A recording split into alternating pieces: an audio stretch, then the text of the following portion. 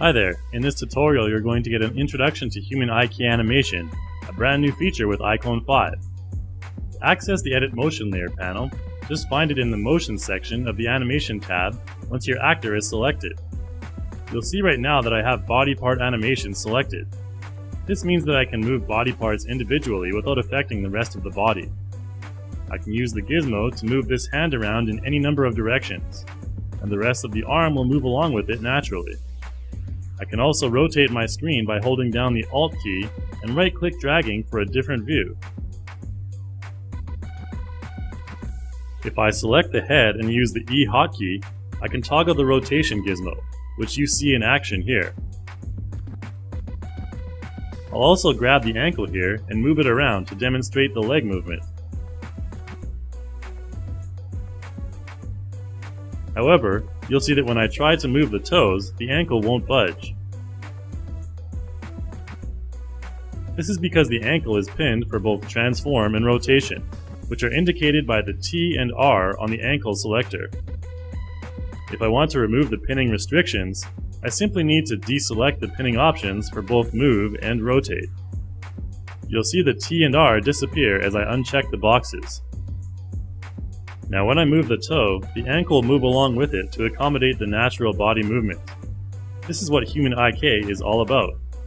With body part movement, larger body parts, which are higher up on the limb hierarchy, will simulate responsive body part movement when body parts further down are manipulated. So what happens if I switch over to full body movement? Let's take a look. When I grab the hand this time, you'll see that my character's whole body will respond to my movements, but the actor's left foot will sink down.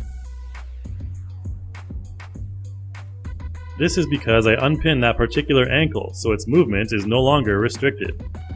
If I highlight that ankle selector and repin it, you can see the difference in the hand movement result now. The result is likewise with the other limbs, such as the legs. If I grab this ankle and move it from back to forth, you'll see that my character's body will move along naturally, but the other ankle will remain in place as it is currently pinned for movement and rotation. Let's move back up to the upper body now, and I'll show you how to move both sides of the body at once. If I select this elbow joint here, I can move it by itself.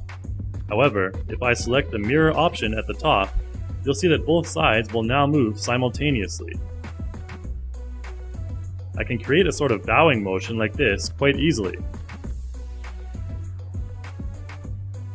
Now I'm quickly going to pin the wrists here into place once again. Once I do that and select the elbow gain for movement, you'll see that the wrists will remain in place as I move around. You can easily adapt this into a sort of sitting motion. If I want to bring my character back into a default pose, I can simply click on the default button. I have my character's motion track open here to show you the difference between the reset and default buttons. You'll see here that I have a default pose clip originally placed in my motion track. I'm going to double click a pose here, which will now replace that default track with a block sun track. Now when I go into Edit Motion Layer, I'll just move the character's hand over a little. What happens here is that if I select Reset, my character will go back into that pose. However, I can also select Default, in which case my character will return to the default pose instead of the one blocking the sun. Anytime you're not happy with the pose you've done, you can also press Ctrl-Z to undo your last action. I'm going to create a quick animation here to demonstrate foot contact now. I'll just move the timeline ahead a little, bring my character down to a crouching position, and then return him back up again. You'll see that when I play back, my character will now sink into the ground slightly. I'll zoom in here for a closer look, so you can see the feet actually sink below the horizontal plane. There's an easy way to fix this. Just go into the actor section and toggle on foot contact.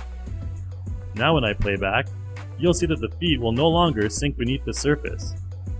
This works on terrain as well, which I'll demonstrate later. Now, I'm working on this singing in the rain pose here. I've got my character posed on this pole, and his hand and single foot locked in the right position. If I highlight his chest selector, I can move him in a swaying motion back and forth. And when I reach the limit of the movement, he'll begin to naturally rotate his body to accommodate the pinning. You can see as well that when I toggle the rotate gizmo, that I can rotate him in any number of different ways to further customize movement. So let's do a little animation. I'll move the timeline ahead slightly, move my actor down to the first position of his pose, then ahead once again, and just use the chest selector to rock him upward again. You might notice the hand pinning may sometimes be given less priority to the body movement, so be careful with your movement to make sure you don't create anything too extreme, which can cause hand misplacement. Now when I play back, there's a pretty slow rocking motion. I can make that faster quite easily if I need to. Here I've entered into the motion layer track of my character's timeline, which is where all the edit motion layer changes will show up. The motion layer track contains many subtracks for different body parts, but for this one, we'll just keep it simple. Since I only really created 2 different keyframes, if I want to make the action faster, I just need to grab the dark black keyframes in the motion layer track and drag them. The other keyframes will follow suit.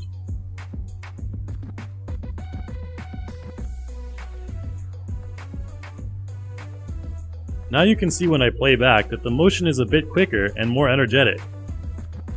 In this next scene, I'm recording a happy walking motion to demonstrate the reach function.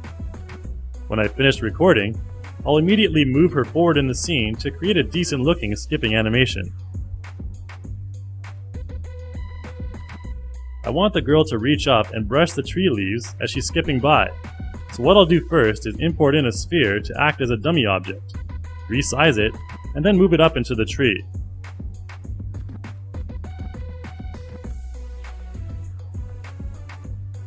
Once that's in position, I'm going to forward to the point where I want my character to start reaching for the object. Then, I'll enter into the Edit Motion Layer panel and make sure I'm in the Reach tab.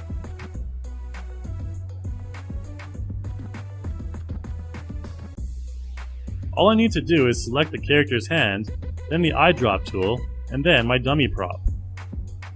You'll see that the character will immediately reach her hand toward the dummy, and when I play back, you'll see a gradual rise. The problem is that at the end, her arm twists back unnaturally. That's because we haven't released it yet. To do this, simply go to the place you wish the hand to return to its normal animation, and then press the release key. You'll see now that when I play back, my character will return her hand to the regular animation rather naturally.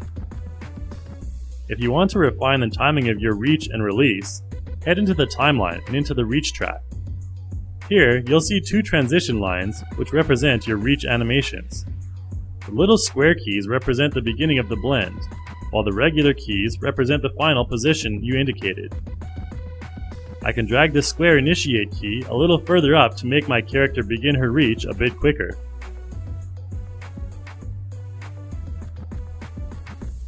Alternately, I can also move the regular reach key ahead to make the reach occur earlier, or in this case, the reach release.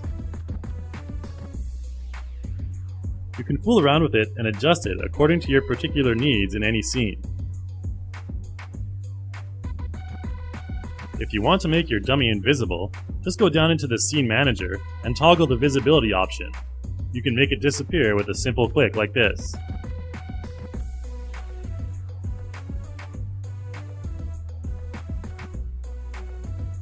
As you can see here, I have a table in front of my character, and what I want to do is place her hands flat on the table using the hand contact feature.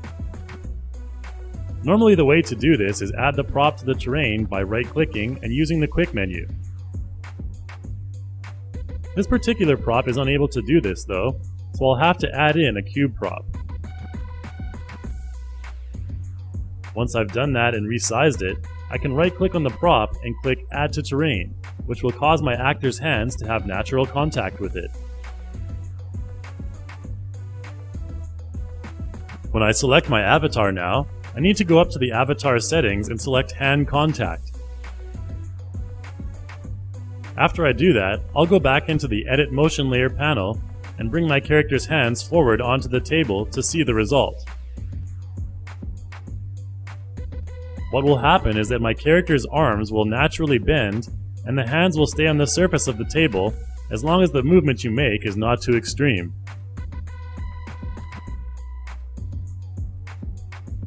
I'll zoom in a bit, and you can see that my character's pose will depend a little bit on how far you position the hands in front of the character.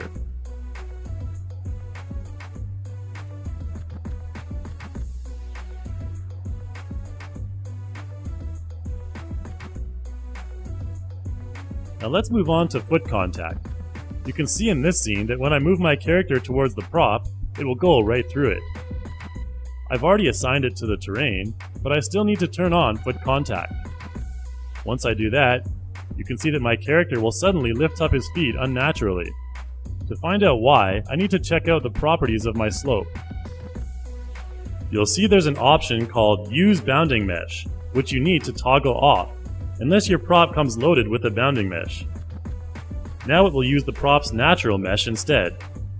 So this time, you can see as I move my character forward, his feet will travel smoothly over the top of the slope. And here's what it looks like from the other side. And that's about it. Try out the new Human IK yourself. It makes any sort of animation so much easier and faster.